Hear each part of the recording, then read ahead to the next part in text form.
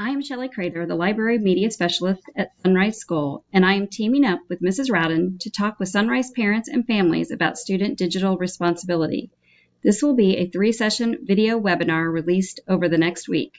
These recorded presentations will be available via email, district website under Parent tab, and library website and posted on Facebook. The purpose in these video recordings are to provide parents with aha moments and possible online dangers your child will face during their middle and high school careers. Please reference these videos as often as personally needed. They are a resource to you as parents.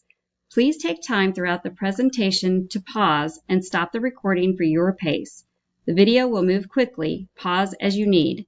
This is the third of 3 video sessions about online safety and awareness for parents. The final goal for these Tech Talk presentations is to educate parents on how to start conversations about internet safety with people that are important to you. As educators, we want to encourage parents to engage and have conversations with their children on so-called hot topics. Internet safety is not a new concept, and there's always a need for education. If and when you let your child have a mobile device, smartphone, tablet, etc., is a family decision. Parents need to be aware that their phones and other mobile devices make it so that kids are never very far from the internet. Younger kids with tablets and smartphones can get caught up in social media before they are really ready, and the ease with which preteens and teens can send sexually explicit messages and photos, called sexting, is also an issue for parents to discuss and monitor.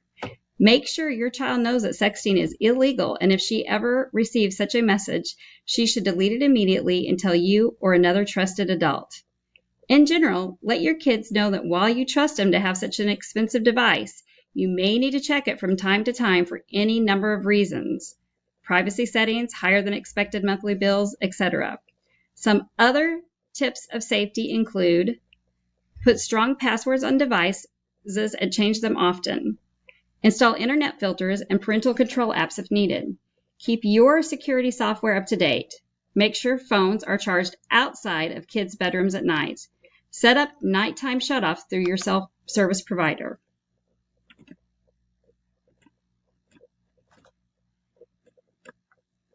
Remember that you set the limits. While filters and parental controls are useful tools, don't rely on them completely. Try to stay aware of what sites your child is visiting and how she is using the internet. If you sense that anything is amiss, don't hesitate or wait for your child to tell you. Speak to her quickly and directly. Other safety tips and best practices include: be familiar with the sites your child visits and the games they play. Know his online friends. Keep an ongoing dialogue about the way he's using digital technology and its effects. Post information about and photos of your kids wisely.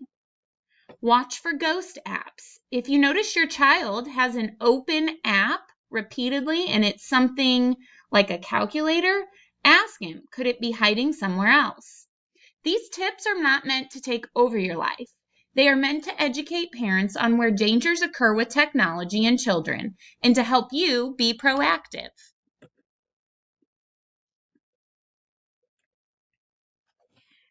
As soon as your child is able to go online and type information into a search engine, email, or peer chat room, a whole world of concerns can arise. Your best defenses are to review the risks with your child and tell them, above all, not to share information with strangers or click on unfamiliar links. But installing security software and keeping it up to date are the best ways to avoid scams, as they will prevent information from possibly being taken from your device or laptop if you are hacked. To be proactive as parents, safeguard against scams, including educating on your child to not click on unfamiliar links. Don't open or reply to emails from unknown senders. Avoid videos that require you to download video player software. Don't enter online contests or giveaways. Keep your security software up to date. It's hard to think about online predators, but it's an important topic to discuss with your children. First and foremost, advise your kids to ignore people online who they don't know or who makes them feel uncomfortable.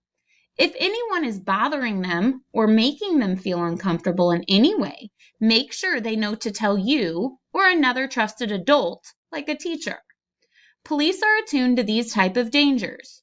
So if you have any feelings that your child or another child is being approached by a predator, report it to local police, or if merited, the National Center of Missing and Exploited Children.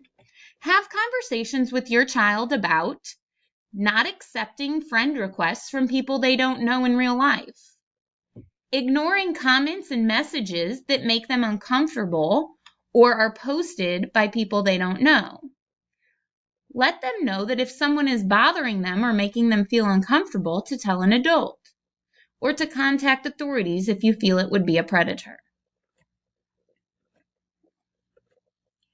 Personal information is anything that identifies you, your name, address, social security number. It is also what you post and do online: photos, files, status updates, likes, comments. Your physical location is tracked via GPS and anyone you're connected to on social media. Keep profiles private and connect with people you know only. Be aware of the terms of service for sites, in particular Instagram.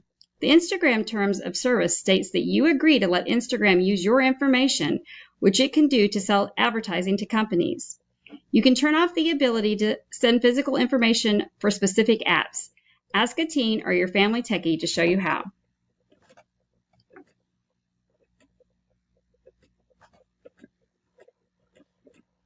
A digital footprint is information about a person based on his or her online activity. This includes all online activity: emails, app use, social media, texts, Skypes. Anything done online will leave a footprint that can be found. Have you ever Googled or Google imaged your own name? Try it. You might be surprised at what shows up. It's key to remind kids that once they share something on the internet, it's out there for everyone in the world to see. To help kids manage their digital footprint, please pause the video and read the points on this slide.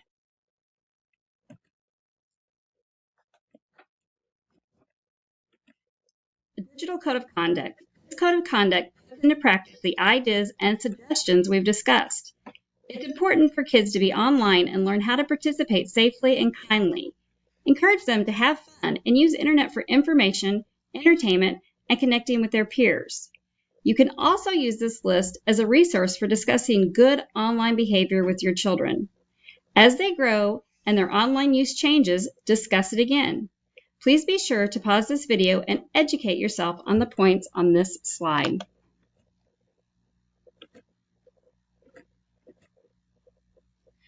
Key takeaways.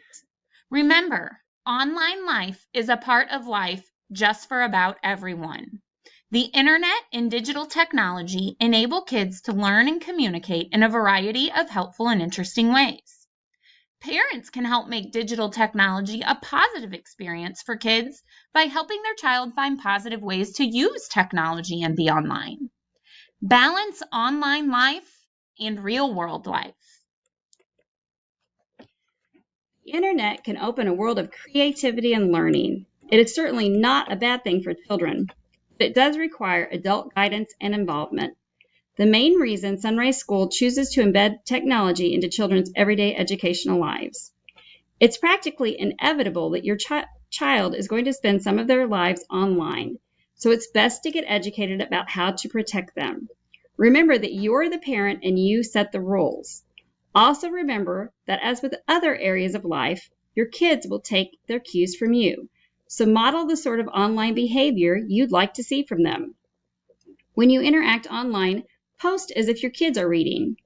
Show your kids that you value real interactions over digital or online ones. Take care not to post derogatory or controversial content, like comments about other parents. Be sensitive to content about your kids and family that they might not want you to put out there. You could even consider asking permission to post family photos. Be kind to yourself online. Model the idea that an Instagram post is just an Instagram post. It doesn't really matter how many likes it gets. Practice balance. Be aware of the time your kids see you spend online. Being a good digital citizen is much the same as being a good citizen offline. It means being mindful, careful, and considerate when using technology online. As they are learning, there may be some hiccups. Think about how you will use those teachable moments.